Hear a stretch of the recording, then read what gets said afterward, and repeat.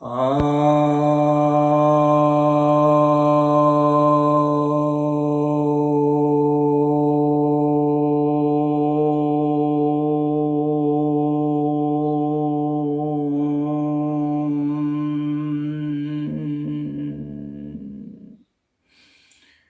सभी भक्तजनों को सब प्रेम नमन। भक्तों, आज आपकी जिज्ञासा का समाधान लेकर आया हूँ और कुछ लोगों के कमेंट भी देखना है, उसका उत्तर देना है। तो एक कमेंट आया है, श्री कृष्ण प्रज्ञा कुंज, इनका एक कमेंट है और इनका यह कहना है, एक जो वीडियो मैंने बनाई है स्वामी दयानंद सरस्वती जी की मूर्ति पूजा खंडन पर, तो उस पर ही इन्होंने कमेंट लिखा है। ये पार्ट 3 जो वीडियो है उसमें इन्होंने कमेंट किया है कि विद्वानों का स्वार्थ ही संसार को दुख सागर में डुबो रखा है। आप भी रामपाल की लाइन पर चलकर सस्ती लोकप्रियता पाने का प्रयास कर रहे हैं, यानी इनका उद्देश्य यहाँ प्रयास कहना होगा। कभी आप दयानंद जी के भाष्य को अंग्रेजी से प्रभावित बताते हैं। यदि दयानंद जी अंग्रेजों के प्रभाव में होते तो सत्यार्थ प्रकाश में सारे की मांग नहीं करते।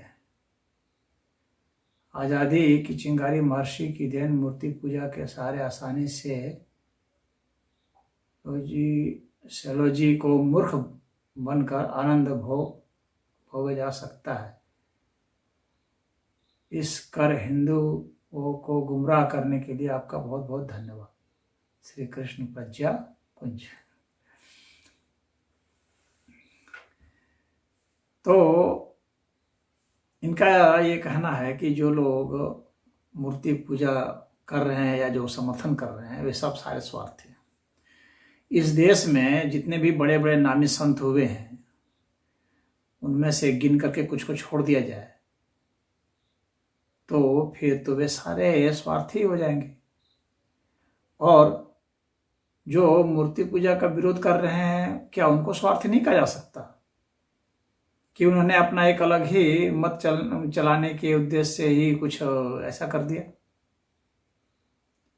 भाई, एक साथ अरविंद घोष भी जो है मूर्ति पूजा के समर्थन में साकार पूजा को भी समर्थन करते हैं। गलत है।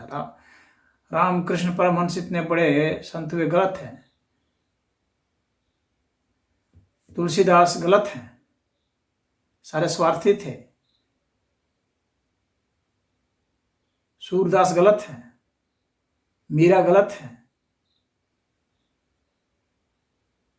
रसखान गलत थे, चैतन्य महाप्रभु गलत थे। जितने बड़े बड़े संत हुए हैं आखिर सभी ने साकार अस्तित्व को माना है। साकार अस्तित्व सभी के लिए प्रमाण है। एक से एक अच्छे से अच्छे, बड़े से बड़े विद्वान और बड़े से बड़े संत, उनकी संख्या को अगर मिला लें तो बहुत ज्यादा हो जाता है। तो वे सारे गलत हो गए, सारे स्वार्थी हो गए। और एक दो कोई संत राह अलग कर लिया तो वो सही हो गया। और वेद के मंत्र का रहस्य क्या सिर्फ उन्हीं के पास है और बाकी के पास नहीं है? वेद व्यास गलत थे, भगवान श्री कृष्ण गलत हैं। भगवान श्री कृष्ण ने तो गीता में बताया है कि मैं ही सब हूं। मूर्ति पूजा की भी बात की है, पत्रम पुष्पम फलम तोयम यो मे भक्त्या प्रयच्छति। तो वे सब गलत हो गए। मैंने जो भी प्रमाण दिए हैं मूर्ति पूजा के समर्थन में, साकार अस्तित्व के समर्थन में, वे सब शास्त्रों से ही दिए हैं। कोई लोकप्रियता के लिए नहीं दी है। इससे कोई लोकप्रियता नहीं हो जाती है। क्या लोकप्रियता होगी? और लोकप्रियता का करना क्या है इस दुनिया में?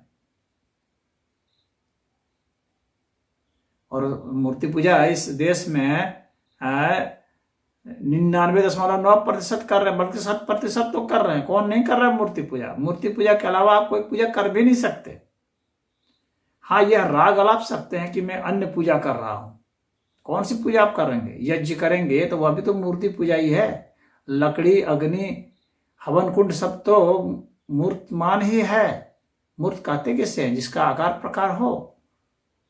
तो चाहे इस्लाम हो, चाहे ईसाइयत हो, चाहे जैन हो, चाहे बौद्ध हो, सब तो मूर्ति पूजा ही कर रहे हैं।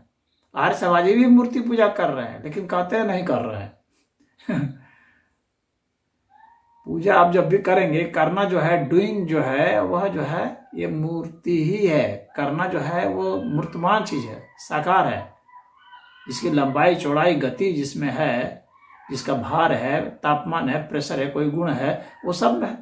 तो आप कुछ ना कुछ मंत्र बोल रहे हैं, वो तो मूर्तमान ही है। आप कर रहे हैं क्या? करना अपने आप में ही मूर्तमान अस्तित्व को सिद्ध करता है।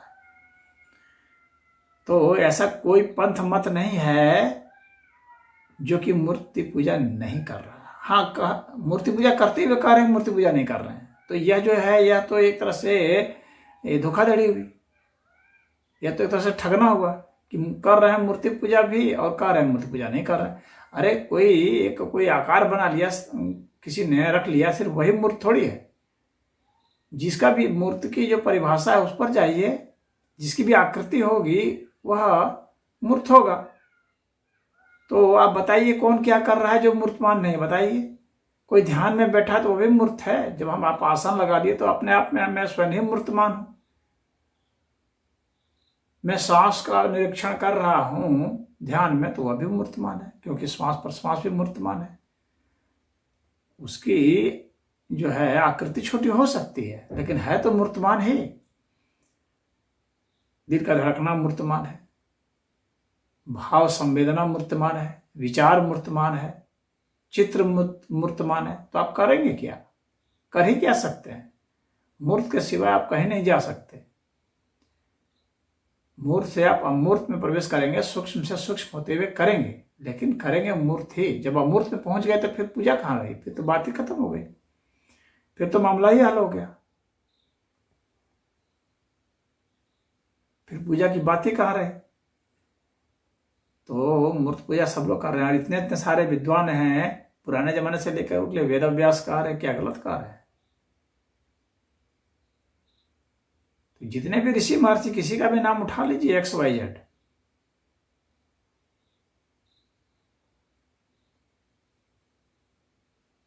हमारे यहाँ जितने भी संत हैं, कोई राम के भक्त थे, कोई कृष्ण के भक्त थे, कोई शिव के भक्त हैं, तो सब स्वार्थी, सब मूर्ख, सब पागल हैं। एक स्वामी दयानंद सरस्वती ही सही है। तो क्या आपको यह नहीं लगता कि आप एक तरह से एक पक्षपात कर रहे हैं? बाकी सभी संतों को लात मार दिया जाए, उनके पास ज्ञान नहीं था।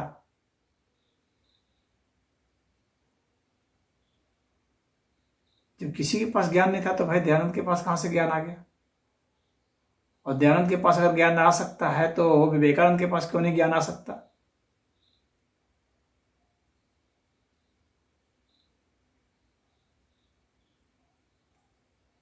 तो मैंने जो भी प्रमाण दिए हैं उससे दिए हैं, और लोकप्रियता के लिए नहीं दिए हैं। यह आपका जो है अनावश्यक आरोप है, छिछलापन है। आप अच्छे से सोच के देखिए, इसमें कौन सी लोकप्रियता की बात की मैंने? आप मुद्दे की बात कीजिए ना। जो मैंने, जहां पर मैंने तर्क दिए हैं उस तर्क में कोई गलती निकालिए कि उस तर्क में क्या गलती है, उस युक्ति में क्या गलती है, वह बताइए। कि ये व्यक्तिगत आरोप लगाना शुरू किए कि आप रामपाल के लाइन में चल रहे हैं, तो अब रामपाल कौन है, उसके लाइन में क्या चलना है? मैंने जो तर्क दिए हैं मूर्ति पूजा के समर्थन में, वे शास्त्रों से ही दिए हैं और युक्ति से ही दिए हैं। तो या तो बतलाइए कि शास्त्र में कहाँ मैंने गलत कोट किया है, या यह बताइए कि मैंने युक्ति में कहाँ गलत किया है, तो यह उसका हल होगा ना। और दयानंद जी अंग्रेजों से प्रभावित थे, तो ऐसा मैंने वैसा कुछ नहीं कहा है। ये आप अपने से ये आरोप लगा रहे हैं। ऐसा मैंने अंग्रेजों की और उसकी बात ही नहीं की है। अंग्रेज भी मूर्ति पूजा ही कर रहे हैं और दयानंद भी मूर्ति ही पूजा कर रहे हैं, लेकिन उनकी मूर्ति थोड़ी छोटी है और वे सोचते हैं कि यह मूर्ति नहीं है। क्योंकि मूर्ति की परिभाषा सिर्फ उतने ही समझ लिए हैं कि बस किसी ने किसी धातु का, मिट्टी की या पत्थर के या लकड़ी के कुछ बना रखे हैं बड़ा सा, तो वही मूर्ति है और विचार मूर्त नहीं है। लेकिन यह जो है सही नहीं है। मूर्ति की जो परिभाषा उसके तहत वो विचार भी आएंगे, क्योंकि विचार भी मूर्तमान ही है। हम लोग के मस्तिष्क में उपजने वाले सारे विचार वैज्ञानिकों ने सिद्ध कर दिए हैं कि मूर्तमान है। आकार प्रकार है, इलेक्ट्रॉन के भी आकार प्रकार है, प्रोटॉन के भी आकार प्रकार है, न्यूट्रॉन के भी आकार प्रकार है, फोटोन के भी आकार प्रकार है। तो सभी के आकार प्रकार के, सभी तरंगों के आकार प्रकार है। तो इलेक्ट्रोमैग्नेटिक इफेक्ट से जो थॉट प्रोसेस बनता है, तो ये आकार प्रकार वाले सिद्ध हो चुके हैं।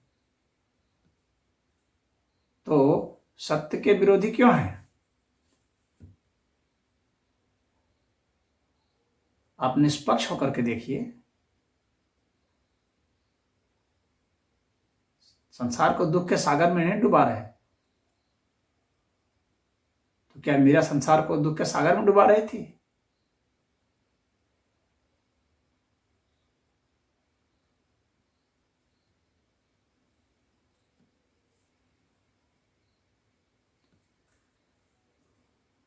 तो श्री कृष्ण प्रज्ञा जी, मैं समझता हूं कि आप जो है